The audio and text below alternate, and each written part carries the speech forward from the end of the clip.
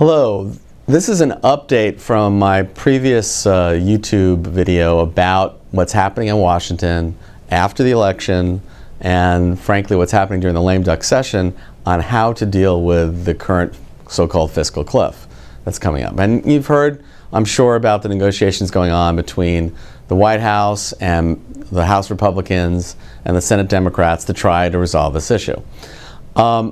The good news is they've had at least one conversation where no one threw anything at each other and they seem to get along, relatively speaking.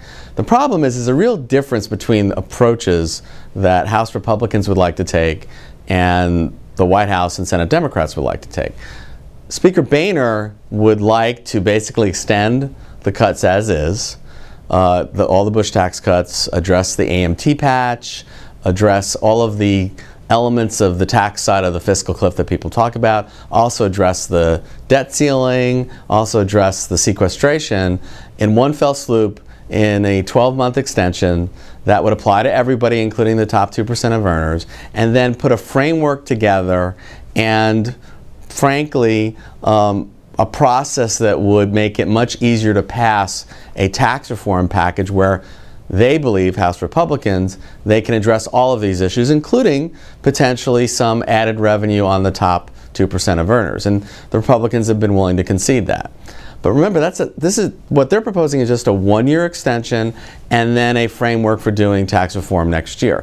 The White House and Senate Democrats think they've got the political leverage right now. And so what they're talking about is, frankly, they'd like a permanent set of higher rates for the top 2% of earners with a framework for doing other tax reform next year, but with the assumption and the understanding and made legal the idea of permanently higher rates for the top 2% of earners. And frankly, those are really very different approaches to things.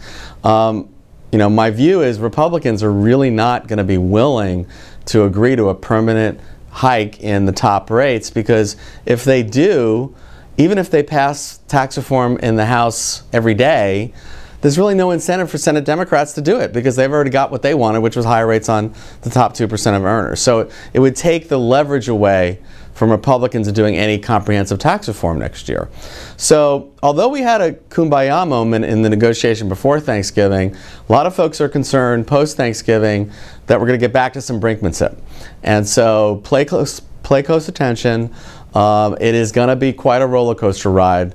And I do think we're going to be going through some valleys before we get back on the upslope and are moving towards a deal here.